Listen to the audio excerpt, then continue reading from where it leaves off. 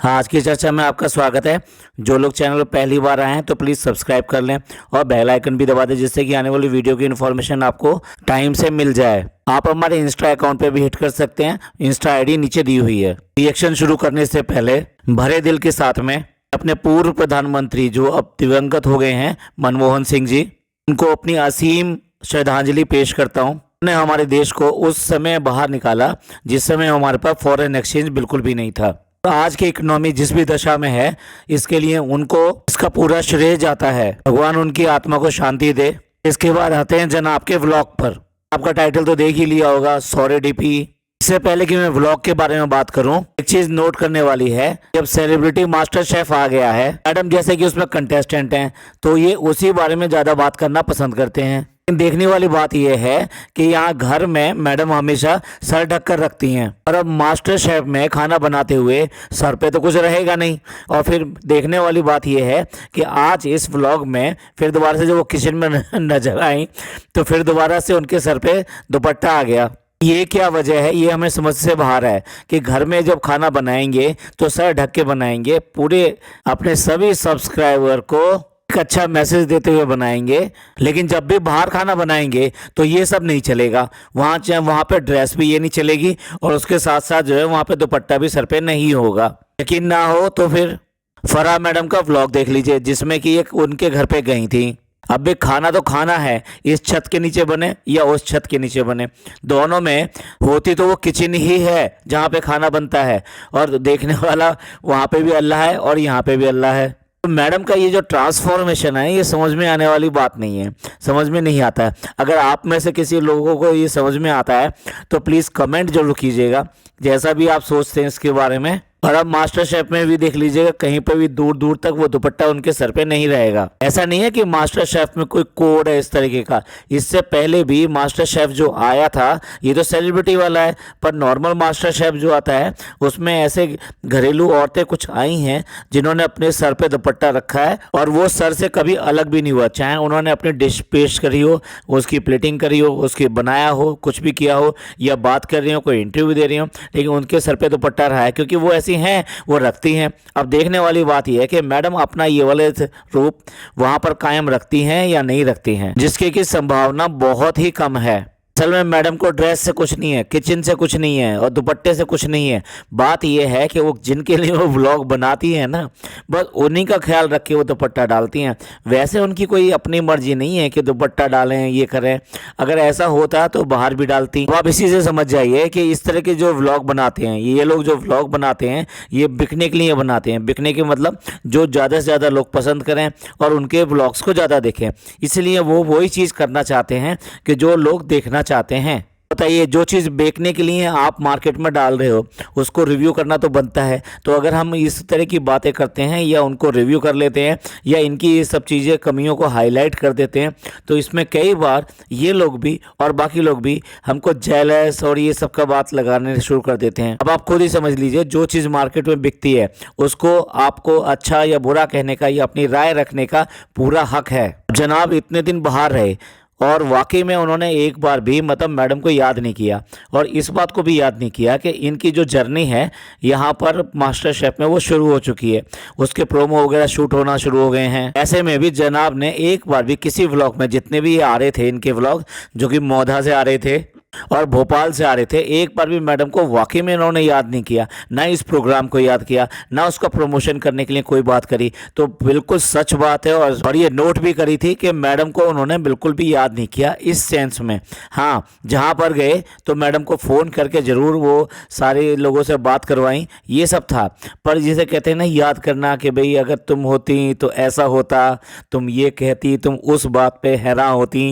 मैं और भी बोल सकता हूँ, लेकिन इस समय बोलने का ही नहीं है, क्योंकि इस टाइम हम रिएक्शन दे रहे हैं। ऐसा आपने भी नहीं सुना और मैंने भी नहीं सुना, और ये सच्चाई भी है। तो मैडम का ये कहना कि तुम मेरे को वहां जाके भूल गए और तुमने याद नहीं किया, ये बिल्कुल खरा है। तुम्हें तो हम मैडम के साथ में है। लेकिन ये भी सही बात है कि मैडम भी अपने काम में ऐसे मशगूल हो गई थी अपने घर में और साथ साथ जो शूट में, कि उनके पास भी वक्त नहीं था कि वो जनाब को याद कर सकें। तो कुल मिला के ये कि दोनों ही अपने अपने कामों में मस्त थे।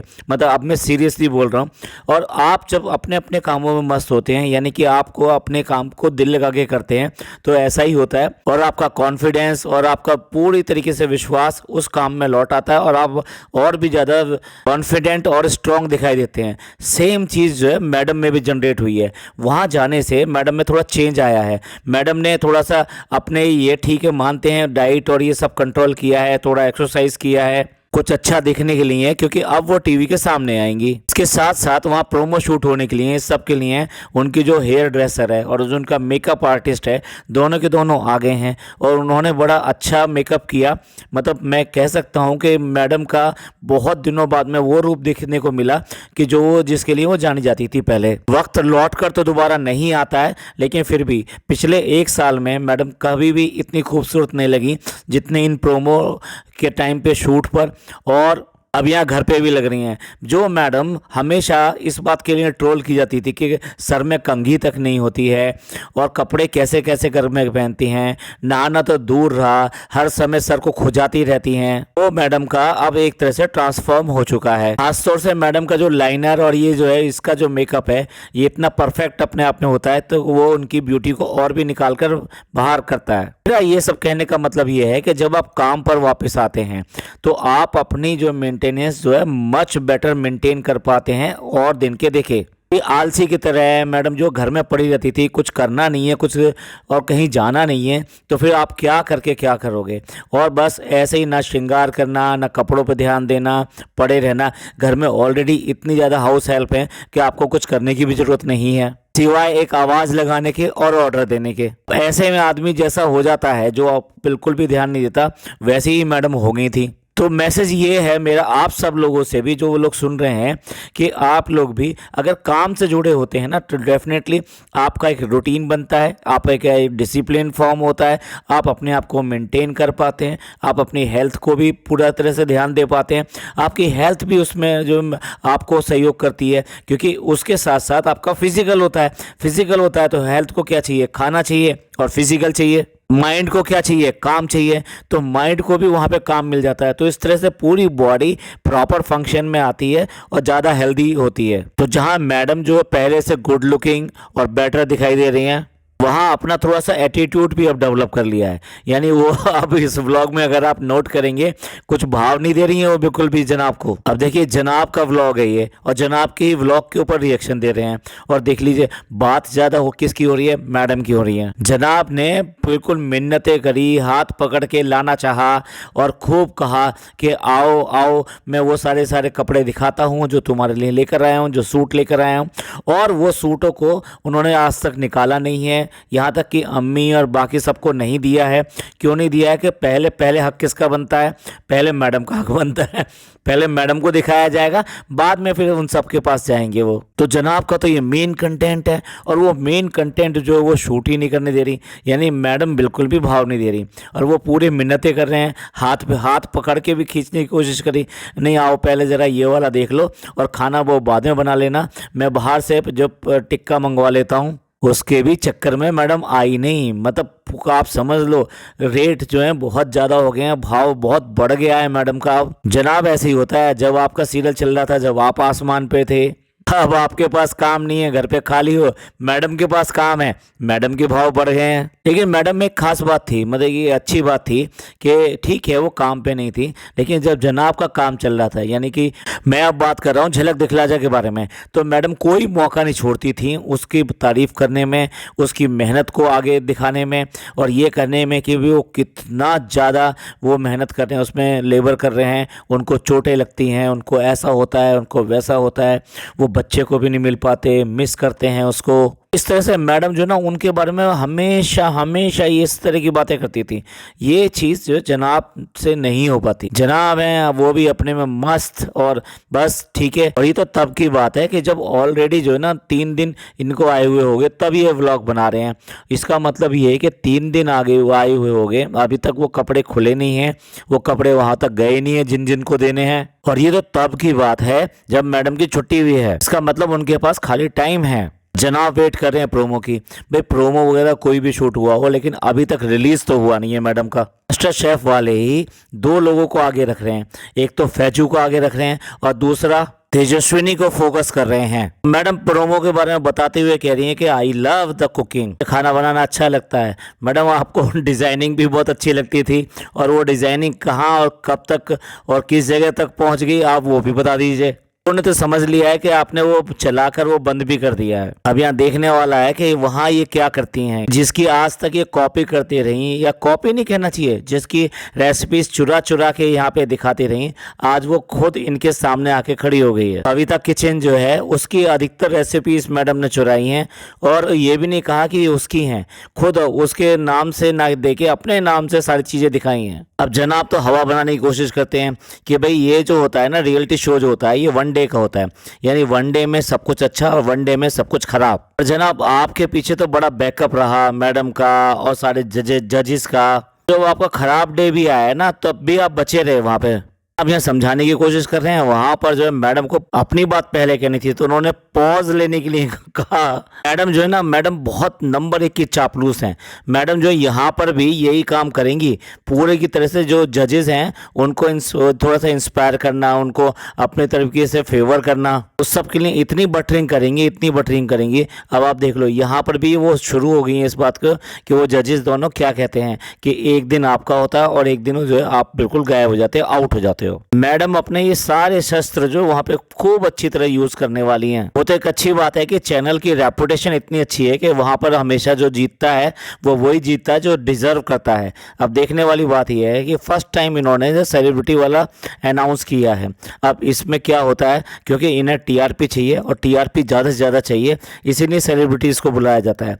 अब उसमें भी टीआरपी उसकी बनी रहे और ज़्यादा आए, इस बात के लिए भी पूरे ड्रामे किए जाते हैं, पूरा प्लान बनाया जाता है, पूरी एक स्कीम के हिसाब से आपको लॉन्च किया जाता है कि भाई किससे कितनी टीआरपी आ रही है तो कितना ज़्यादा खींच सकते हैं। अगर ज़्यादा टीआरपी वाला है, अच्छा काम नहीं भी कर रहा है तो उसको खींचते रहते हैं जैसा कि जनाब दिखलाजा में जनाब के साथ हो रहा था। तो चलो मैडम की यहाँ स्पॉन्सरिंग ख़त्म हुई कि भाई वो जो जा रही हैं उसके बारे में बात करना कितना मुश्किल है, कितने तरीके से वो करेंगी, और उसके बाद में फिर जो है अपने मेन कंटेंट पे आ जाते हैं, यानी कि बोरिंग कंटेंट पे आ जाते हैं, बच्चे से कंटेंट निकालने की कोशिश करने लगते हैं।